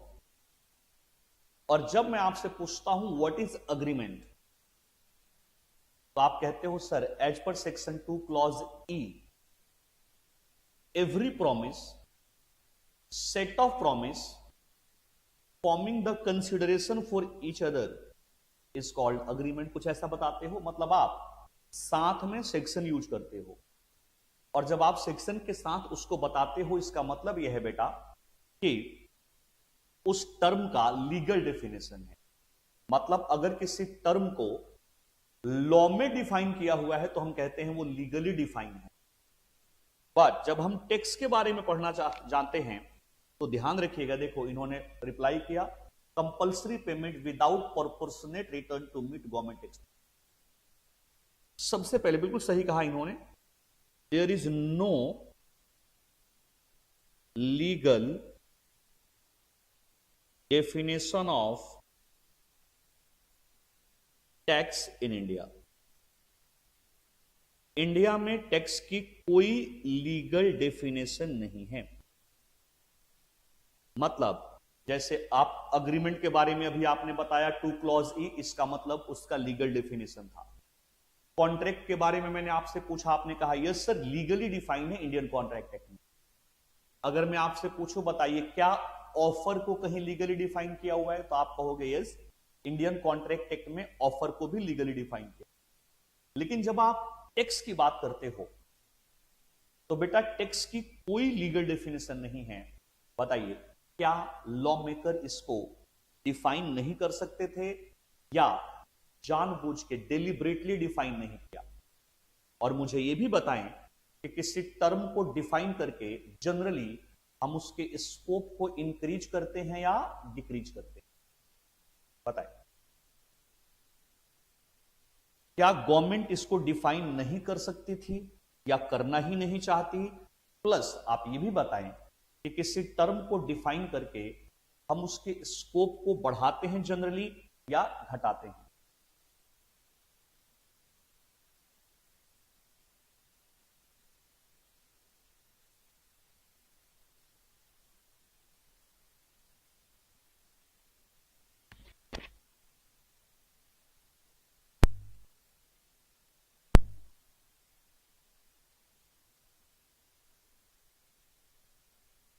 चलिए, एक बालक ने बोला घटाते हैं। बिल्कुल, जैसे मान लो लाइटर नोट पे एक बात बताता हूं। मान लो आप अपने पापा के साथ कभी मार्केट गए और पापा ने बोला बेटे क्या खाओगे, और आपने कहा मैं समोसे खाऊंगा, और दूसरे बच्चे ने बोला कुछ भी खिला दो। तो कुछ भी में हो सकता है समोसे से बेहतर मिल जाए, लेकिन जैसे ही आपने डिफाइन कर दिया समोसा तो फिर आपको क्या मिलेगा? समोसा। तो हमारे जो लॉ मेकर है ना, उन्होंने जानबूझ के टैक्स को डिफाइन नहीं किया, क्योंकि अगर वो टैक्स को डिफाइन कर देते तो बताइए रिकवरी में प्रॉब्लम आती ना।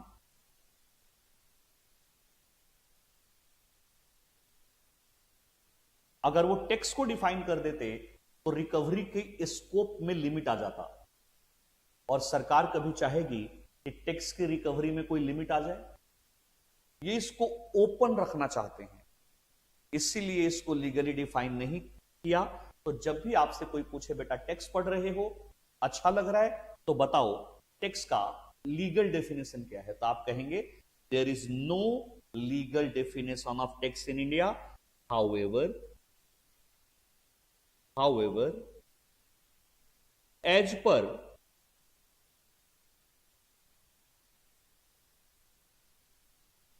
Honorable Supreme Court of India, however, as per Honorable Supreme Court of India, tax is a compulsory fees. Tax is a compulsory fees charged by government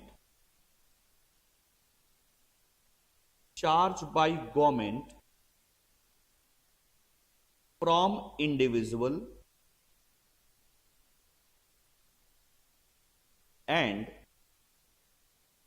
legal entities. Law में कहीं पे tax को define नहीं किया गया, मतलब there is no legal definition of tax in India. However एक Supreme Court ने किसी जजमेंट में, किसी केस में टैक्स को कुछ ऐसे डिफाइन किया था और इसी डेफिनेशन को लेके हम आगे बढ़ते हैं। इसी को इंडिया में आज फॉलो किया जाता है। Tax is a compulsory fee. Tax is a compulsory fee. कौन चार्ज करेगा? गवर्नमेंट जी चार्ज करेंगे। किससे चार्ज करेंगे? Individual and legal entity. तो आपको बेटा ये लाइन ध्यान रखनी, there is no legal definition of tax in India, however as per honourable Supreme Court, tax is a compulsory fee charge by government from individual and legal entity. अब आइए discuss करते हैं। Tax is a compulsory fees. और बताइए कोई fees कब charge करता है? जब वो हमको कोई रिसोर्स शेयर करता है, गुड्स सर्विस शेयर करता है। बताइए क्या गवर्नमेंट हमें कोई सर्विस देती है? क्या गवर्नमेंट हमें कोई सर्विस देती है? क्योंकि हम फीस किसको देते हैं? आप अगर टॉपर्स को फीस दे रहे हो तो ऑब्वियस सी बात है टॉपर्स आपसे कुछ शेयर करता होगा, कोई नॉलेज शेयर करता होगा, सर्विस देता होगा, कोई गुड सप्लाई करता होगा। तो मुझे एक बात बताइए, ये फीस किसके बदले में गवर्नमेंट हमसे चार्ज करती है? क्या गवर्नमेंट हमें कोई गुड्स या सर्विस देती है? यस, गवर्नमेंट हमारे लिए रोड बनाती है, गवर्नमेंट हमारे लिए डिफेंस की सर्विस देती है, एजुकेशन की सर्विस देती है, मेडिकल सपोर्ट देती है, मेडिकल की सर्विस देती है। लेकिन बताइए गवर्नमेंट के पास पैसा कहां से आएगा? क्या गवर्नमेंट कोई रिवेन्यू जनरेटिंग एंटिटी है? क्या गवर्नमेंट कोई प्रॉफिट मेकिंग एंटिटी है? The answer is no. Government कैसे चलती है? By the people for the people. हम लोग गवर्नमेंट सिलेक्ट करते हैं और वो हमसे टैक्स लेके हमारे ऊपर खर्च कर देती है। कालिदास ने टैक्स के बारे में कहा था कि जैसे सूरज भगवान धरती से मॉइस्चर लेके धरती पे रहने वाले लोगों को प्रकाशित करते हैं, जैसे सूरज भगवान धरती से मॉइस्चर लेके धरती को प्रकाशित करते हैं, वैसे ही टैक्स गवर्नमेंट लेके जिन लोगों से लेती है उनको प्रकाशित करती है, उनके लाइफ स्टाइल को चेंज करती है, उनको सहूलियत देती है। तो बताइए सरकार कहां से पैसे लेके आएगी? जब हमारे को सर्विस दी जा रही है तो सरकार पैसे भी तो हमसे लेगी। आपने फाउंडेशन के लॉ में पढ़ा होगा क्वासी कॉन्ट्रैक्ट, है ना? क्वासी कॉन्ट्रैक्ट आपने पढ़ा होगा। क्या होता है क्वासी कॉन्ट्रैक्ट? बताइए what is quasi contract? Section के साथ बताइए। आपने फाउंडेशन में अभी पेपर दे के आए हुआ, 1 वीक ही हुआ है, लॉ का पेपर हुए। क्वासी कॉन्ट्रैक्ट किसको बोलेंगे? किसको कहते हैं quasi contract? Please help me.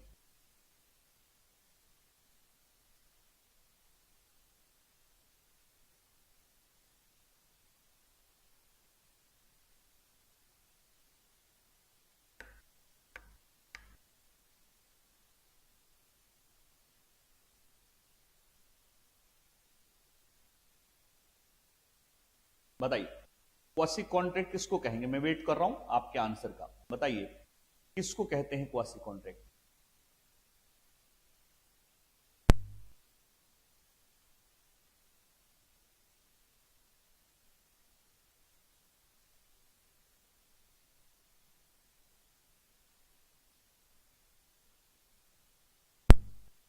Quasi contract किसको कहते हैं? मैं थोड़ा वेट करता हूं, बताएं नहीं तो फिर मैं बताऊंगा ही, बट ट्राई करिए, आप लोग बताइए क्वासी कॉन्ट्रैक्ट किसको कहते हैं?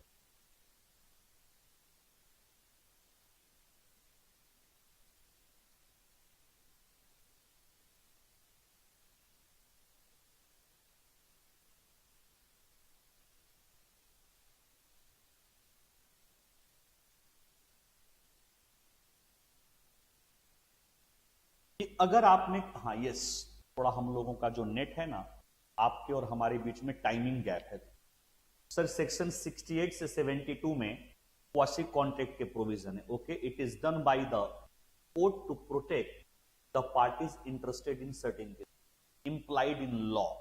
देखिए मैं समझाता हूं आपको, अगर आपने किसी गुड्स या रिसोर्सेज को यूज किया है, अगर आपने किसी गुड्स या रिसोर्सेज या सर्विस को यूज किया है, तो आपकी ड्यूटी बनती है कि आप उसके लिए पे करें। क्या मैं सही बोल रहा हूं? सपोज आप अपने क्लासरूम में बैठे हो, या ऐसे मानते हैं आप आज क्लास में आए और आपकी सीट पे एक पिज्जा रखा हुआ था, आपके डेस्क पे एक पिज्जा रखा हुआ था। आप आए, तुमने कहा अरे वाह, और आपने पिज्जा खाना शुरू कर दिया। थोड़ी देर के बाद एक डिलीवरी बॉय आया और उसने कहा सर आपने जो पिज्जा खाया है, कंज्यूम किया है, आप उसके पैसे दे दो। तुमने उसके ऊपर गुस्सा उतारना शुरू कर दिया कि भाई किस बात के पैसे, हमने मंगवाया थोड़ी ना था। तो उसने कहा कि भाई साहब जब मंगवाया नहीं था तो खाया क्यों? मंगवाया नहीं तो खाया क्यों? और अगर आपने खाया है तो आपकी इंप्लाइड ड्यूटी है कि आप उसके लिए पे करें। Is it right? अगर आपने उस रिसोर्सेज को यूज किया है, आपने उस सर्विसेज को यूज किया है, तो आपके ऊपर ड्यूटी है कि आप उसके लिए पे करें। तो वैसा ही टैक्स है बेटा, अगर आप हिंदुस्तान के रिसोर्सेज को यूज करते हो तो आपकी इंप्लाइड ड्यूटी है कि आप उसके लिए पे करें, और उसी फॉर्म में हम टैक्स पे करें, क्योंकि हम अपने आप को इंडियन बोलते हैं। Tax is a cost of civilisation. हम अपने आप को इंडियन बोलते हैं, हिंदुस्तान के रिसोर्सेज को यूज करते हैं, तो हमारी ड्यूटी है कि उसके लिए हम पे करें, और इसीलिए हम टैक्स पे करें। तभी तो मैं कहता हूं कि टैक्स पे करना सिर्फ आपकी जिम्मेवारी नहीं है, देश की तरक्की में भागीदारी भी है। ठीक बात है? तो देखिए, tax is a compulsory fees, optional नहीं है। Tax is a compulsory fees. मैं पढ़ाऊंगा आपको इंडियन कॉन्स्टिट्यूशन के कुछ आर्टिकल, जहां पे लिखा हुआ है कि भारत के कॉन्स्टिट्यूशन ने, इंडियन कॉन्स्टिट्यूशन ने इंडियन गवर्नमेंट को यह राइट दिया है कि आप टैक्स कलेक्ट करें। तो ये जो कंपल्सरी राइट गवर्नमेंट को मिला है ना, वो इंडियन कॉन्स्टिट्यूशन से मिला है। इंडियन कॉन्स्टिट्यूशन इंडियन गवर्नमेंट को यह राइट देती है कि आप हिंदुस्तान के लोगों से, चाहे वो नेचुरल पर्सन हो चाहे आर्टिफिशियल पर्सन है, उनसे कंपल्सरी टैक्स कलेक्ट करिए, क्योंकि हमारे देश के कुछ खर्चे तो कंपल्सरी। क्या हम डिफेंस के एक्सपेंडिचर में कॉम्प्रोमाइज कर सकते हैं? The answer is no. क्या हम मेडिकल रिसोर्सेज पे कॉम्प्रोमाइज कर सकते हैं? The answer is no. क्या हम इंफ्रास्ट्रक्चर कॉस्ट पे कॉम्प्रोमाइज कर सकते हैं? The answer is no. तो अगर ये एक्सपेंस कंपल्सरी हैं, तो टैक्स का कलेक्शन भी तो कंपल्सरी होना चाहिए। That's why tax is a compulsory fee. कौन चार्ज करेगी? तो कहा गया tax is a compulsory fees charged by government. अब इंडिया में एक प्रॉब्लम है ना, गवर्नमेंट में भी 3 लेवल की गवर्नमेंट है। टैक्स रिकवर करने का राइट 3 लेवल के गवर्नमेंट को दिया गया। एक है अपनी सेंट्रल गवर्नमेंट, स्टेट गवर्नमेंट, और तीसरी लोकल अथॉरिटी। तो कौन टैक्स कलेक्ट करे? ठीक है, tax is a compulsory fees, इतना हमको समझ में आता है, कलेक्टेड बाय गवर्नमेंट। कौन कलेक्ट करेगा? सेंट्रल गवर्नमेंट टैक्स कलेक्ट करेगी, स्टेट गवर्नमेंट टैक्स कलेक्ट करेगा या लोकल अथॉरिटी टैक्स कलेक्ट करेगा? बताइए, टैक्स किसको दिया जाए? सेंट्रल गवर्नमेंट, स्टेट गवर्नमेंट या लोकल अथॉरिटी? या कोई डिवीजन ऑफ पावर है? या कोई डिवीजन ऑफ पावर है? कुछ टैक्सेस सेंट्रल को जाएंगे, कुछ टैक्सेस स्टेट को जाएंगे, कुछ लोकल को जाएंगे। कैसे हो, बताएंगे कुछ? या मैं एक एग्जांपल लेके आपको बेहतरीन तरीके से समझाऊं? बताइए, कौन सा टैक्स कौन लेके जाएगा? आइए समझते हैं, या देखता हूं आप लोग कुछ रिप्लाई करते हो, क्योंकि हमारी जो लाइन है वो कहती है कि tax is a compulsory fee charge by government. अब गवर्नमेंट एक हो तब ना, एक गवर्नमेंट होती कोई इश्यू ही नहीं होता, लेकिन अपने यहां तो मल्टीपल लेवल की गवर्नमेंट है, क्वासी फेडरल स्टेट है हमारा, क्वासी फेडरल कंट्री है। यहां सेंट्रल का भी पावर चलता है, स्टेट का भी पावर चलता है, और कई जगह पे लोकल अथॉरिटी का भी पावर चलता है। तो कैसे टैक्स का कलेक्शन हो, आइए मैं समझाता हूं एक एग्जांपल देके।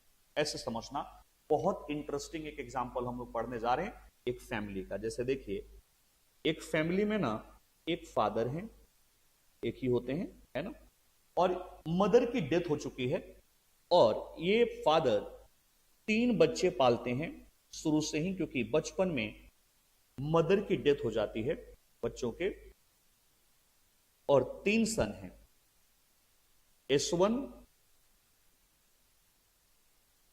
S2 और S3।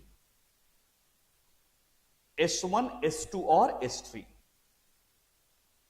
सन 1, सन 2, सन 3। पिताजी ने इनको प्रॉमिस किया कि आप कुछ भी पढ़ाई लिखाई करो, अच्छा कोर्स करो, मैं पैसे दूंगा। तो बच्चों ने सीए में एडमिशन ले लिया, लेकिन 2-3 अटेम्प्ट दिया, फाउंडेशन का हुआ नहीं। तो पिताजी ने कहा, बेटा लगता है कि पढ़ाई लिखाई तुम लोगों के बस की बात नहीं है, हमारे पास बिजनेस है, आप उस बिजनेस को संभालो। तो पिताजी के पास 6 दुकानें हैं, 6 शॉप्स हैं। उन्होंने क्या किया, 2-2 दुकानें 2-2 बेटे के हिस्से में दे दी, 2-2 दुकान सबके हिस्से में दे दिया। ऐसे SH1, SH2, थोड़ा इसको जूम आउट करते हैं, ऐसे इसको भी 2 दुकान दे दी गई, SH3, SH4, और यहां पे भी दे दी गई SH5, SH6।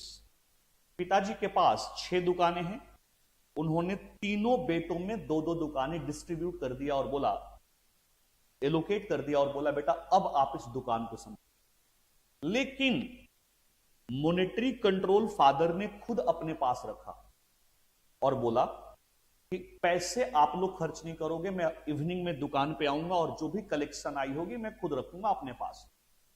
तुम लोगों को अगर कोई जरूरत होगी तो तुम लोग मेरे से मांग लोगे, मैं आपको दे दूंगा, लेकिन आप उन पैसों से अपने आप खर्च नहीं। पिताजी थोड़े टफ मेंटेलिटी के हैं। वो शाम को 8 बजे दुकान पे जाते हैं और सारा कलेक्शन लाके घर में एक बहुत बड़ा संदूक रखा हुआ है। पुराने जमाने में ना बक्से होते थे, बड़े बड़े संदूक होते थे, वो सारा पैसा लाके उसके अंदर रख देते। ऐसा ही चलता है 3-4-5 साल तक। उसके बाद पिताजी से एक गलती हो जाती है। आप लोगों को यह बताना है कि वो कौन सी गलती पिताजी से हो जाती है 4-5 साल। हेल्प मी, कौन सी गलती, गेस करो,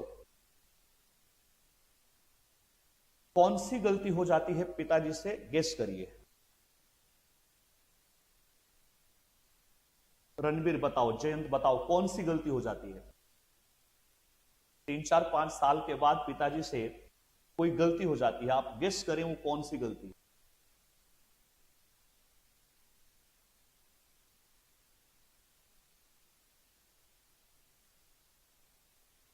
गेस करिए वो कौन सी गलती फादर से हो जाती है?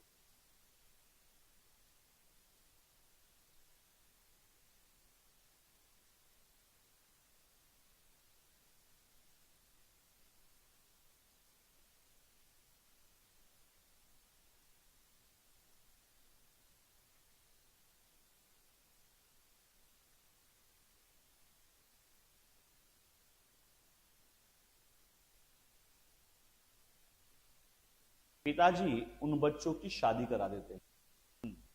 ये गलती हो जाती है, पिताजी उन बच्चों की शादी करा देते हैं और जब शादी होती है तो 3 नए मेंबर घर में आते हैं, तीनों की शादी एक ही मंडप में करवा देते हैं। उसके बाद 3 नए मेंबर घर में आते हैं और इस घर की हालत देख के वो कहते हैं यार ये तो गलत है। हमारे हस्बैंड सवेरे से लेकर शाम तक दुकान पे मेहनत करते हैं और शाम को ये भाई साहब जाके सारी रिकवरी अपने पास कर लेते हैं, सारी रिकवरी कर लेते हैं, ये तो गलत है। हमारे पति लोगों को भी तो कुछ पैसा मिलना चाहिए, कुछ हक मिलना चाहिए।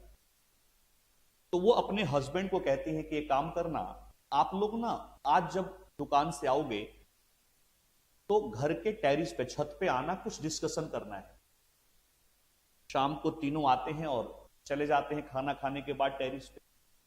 तो वाइफ्स कहती हैं कि आप लोग बहुत अच्छे बेटे हो, इसमें कोई डिस्प्यूट नहीं है, लेकिन कई बार बहुत ज्यादा अच्छा होना भी सही नहीं होता।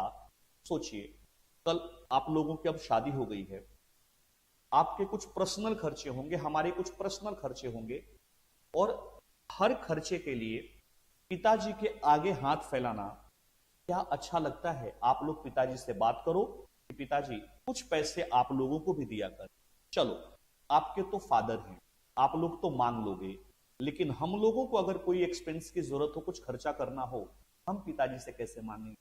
हमें ऑड लगेगा। तो अब पिताजी को थोड़ा समझाइए कि कुछ पैसे आप लोगों को भी दिया करें, क्योंकि अब आपकी शादी हो गई है, आप लोगों के कुछ प्राइवेट खर्चे होते हैं। बीवियों की बात सुन के हस्बैंड ने कहा बात तो ये सही कह रही है, तो लेकिन पिताजी से कहे कौन, इतनी हिम्मत कहां से आए? तो छोटे बेटे ने कहा चिंता नहीं करो, रात को मैं पापा का जब पैर दबाऊंगा तो उस टाइम बोल के भाग जाऊंगा। तो बेटा जब पैर दबा रहा था उसने कहा पापा अब हम बड़े हो गए, हमारी शादी हो गई, कल को हमारे बच्चे होंगे, हमारे भी कुछ खर्चे होते हैं, हमें कुछ पैसे मिलने चाहिए। पिताजी ने कुछ रिएक्ट नहीं किया, बेटा बोल के भाग गया, पिताजी ने कुछ रिएक्ट नहीं किया। लेकिन अगले दिन इस फैमिली में ना एक परंपरा थी, मॉर्निंग में हर ये सब लोग एक साथ ब्रेकफास्ट करते थे। तो ब्रेकफास्ट के डाइनिंग टेबल पे पिताजी के आंखों में आंसू आ गए। तो छोटे बेटे को लगा हमने पिताजी को काफी हर्ट कर दिया, ये बोल, बचपन से इन्होंने ही तो हमें पाला है, मम्मी तो बचपन में छोड़ के चली गई थी। तो बच्चों ने पिताजी से सॉरी बोला, पिताजी हमारी कोई इंटेंशन नहीं थी, ये तो इन लोगों ने हमें सिखाया था कि ऐसे ऐसे बोलना है और हमने बोल दिया, हमें माफ कर दो, अब आगे से ऐसा नहीं। पिताजी ने कहा नहीं बेटा, ये तो खुशी के आंसू हैं, आप लोगों को पैसे चाहिए ना, आप मुझे एक बात बताओ, जो पैसे मैं आप लोगों से दुकान से लेके आता था, क्या मैं उससे कहीं घूमने जाता था? क्या मैं मस्ती मारता था इस बुढ़ापे में? या वो पैसे इस संदूक में ले आकर रख दिया करता? तो बच्चों ने कहा नहीं पिताजी, आप उस पैसे को संदूक में रख दिया करते। किसके लिए रखता था? या तो मैं नए कपड़े बनवा रहा हूं, कहीं खर्च कर रहा हूं, आप ही लोगों के लिए रखता था।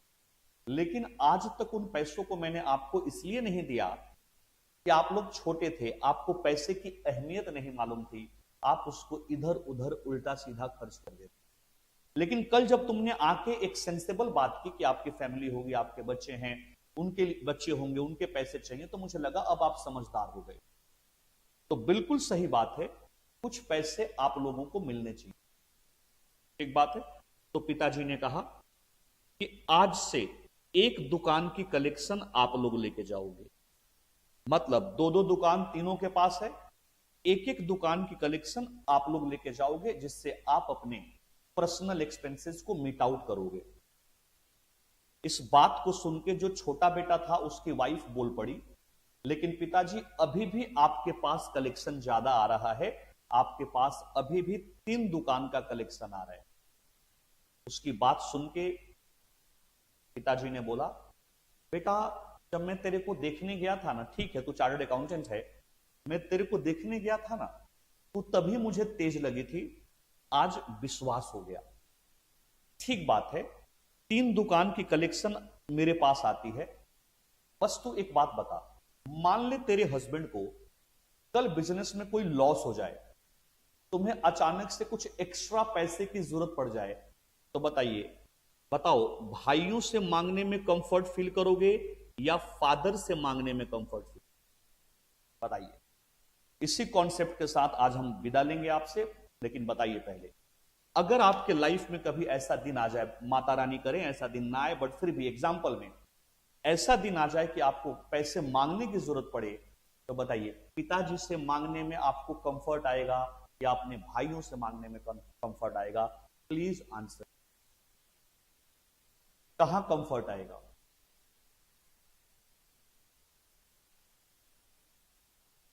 पिताजी से पैसे मांगने में या ब्रदर से मांगने में कंफर्ट आएगा? बताइए।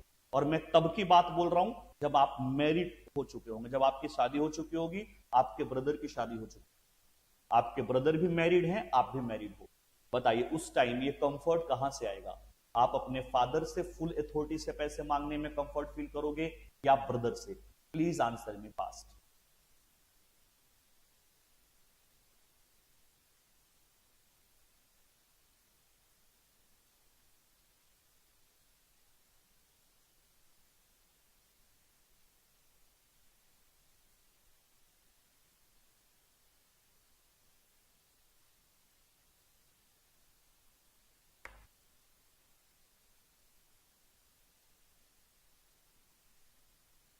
फादर से, बिल्कुल सही बात है।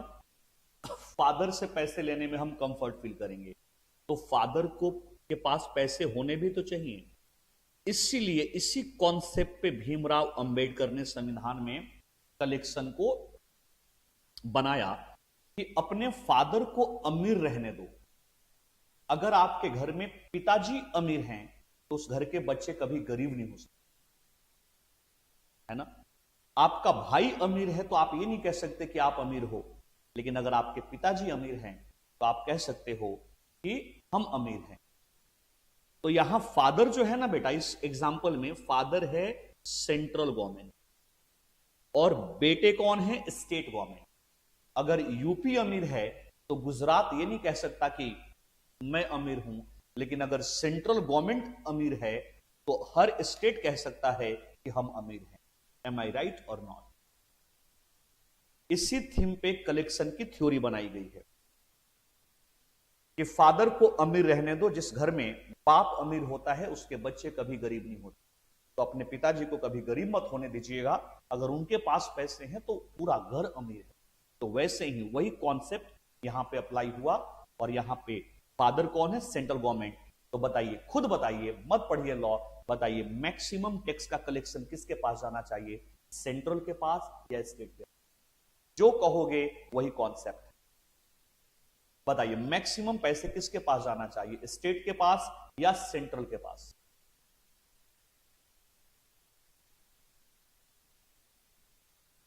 बताइए।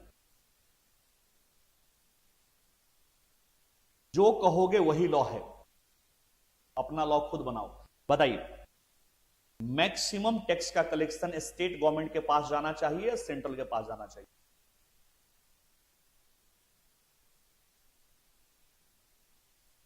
बताइए, जल्दी बताइए। सेंट्रल, बिल्कुल यही कॉन्सेप्ट है। इसीलिए हिंदुस्तान में मैक्सिमम टैक्सेस पढ़ेंगे हम लोग नेक्स्ट क्लास में। मैक्सिमम टैक्सेस सेंट्रल गवर्नमेंट, थोड़ा थोड़ा कलेक्शन स्टेट गवर्नमेंट को भी दिया गया, जिससे स्टेट अपने लोकल एक्सपेंसेस को मीट आउट करे, और उससे थोड़ा कम कलेक्शन लोकल अथॉरिटी, एमसीडी, इन लोगों को अलॉट किया गया कि लोकल लेवल पे वो अपने खर्चों को मीट आउट कर पाए। तो मैक्सिमम टैक्स का कलेक्शन इंडिया में कौन करता है? सेंट्रल गवर्नमेंट करता है, या करना भी चाहिए? करना भी चाहिए। तो मैक्सिमम टैक्स का कलेक्शन सेंट्रल गवर्नमेंट, थोड़ा सा कलेक्शन, मतलब थोड़ा कम कलेक्शन स्टेट गवर्नमेंट, और उससे भी कम कलेक्शन लोकल अथॉरिटी करता है। This is the way. हाँ, स्टेट को कमी पड़ती है तो सेंट्रल दे देता है, लोकल को कमी पड़ती है तो स्टेट दे देता है, बट कलेक्शन कुछ इस तरीके से। मैक्सिमम टैक्स का कलेक्शन सेंट्रल गवर्नमेंट, कम स्टेट गवर्नमेंट, और सबसे कम लोकल अथॉरिटी। ठीक बात है। तो इतना ही करते हैं। नेक्स्ट क्लास में हम लोग टाइप ऑफ टैक्सेस और आगे पढ़ेंगे। आई होप आपको अच्छा लगा होगा, आपने एंजॉय किया होगा। अपने फ्रेंड्स को भी बोलिए कि टॉपर्स में अर्ली बर्ड के बैचेज शुरू हो गए हैं। वो अपना टाइम वेस्ट ना करे। और देखो यूट्यूब पे तो कोई भी आके फ्री में ज्वाइन कर सकता है, यहाँ तो आई थिंक कोई कॉस्ट लगते भी नहीं है। तो बताइए आप एक I think yes 1 hours 25 minutes मेरे साथ थे, कुछ तो सीखा होगा आपने। तो अगर थोड़ा टाइम इन्वेस्ट करके आप कुछ सीख लेते हो, थोड़ा टाइम स्पेंड करके आप कुछ सीख लेते हो, तो इसमें कहां बुराई है। और रिजल्ट आने से पहले बहुत सारी चीजें आप ऐसे सीख जाओगे जिससे कि आपको लीड मिल जाएगा रिजल्ट के बाद, और आपका सिलेबस जल्दी खत्म होगा। और सिलेबस जल्दी खत्म होगा तो रिवीजन के टाइम ज्यादा मिलेंगे, आप अपने पेपर की बेहतर तैयारी कर सकते। ठीक बात है बच्चों, थैंक यू वेरी मच। और फिर हम लोग मिलेंगे नेक्स्ट क्लास में परसों सेम टाइम। थैंक्स।